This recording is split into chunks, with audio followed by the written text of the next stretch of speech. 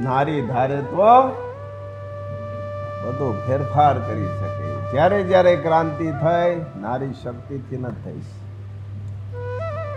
ધારે તો ખરી, ધારે જ છે, આજે બધા ધારે છે, પણ મોજ શોખ માંથી હટો.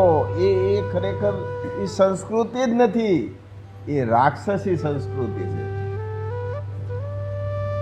એવા ઘર મંદિર બનાવે, એવા ઘર પવિત્ર બને, એવી આત્માઓ આવે, સમાજને, રાષ્ટ્રને, માતૃભૌમને કંઈક આપી શકે. નારી નારાયણી છે, નારી એક શક્તિ છે, બહુ અદ્ભુત છે.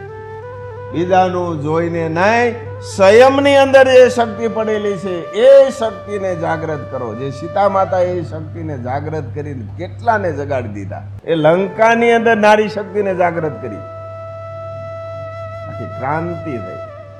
દ્રૌપદીએ પણ નારી શક્તિને જગાડી છે. આજે પણ સમય છે, એ જ છે સમય. જાગૃત થાવ. તમારી અંદરની જે શક્તિ પડેલી છે એ શક્તિને જાગૃત કરો.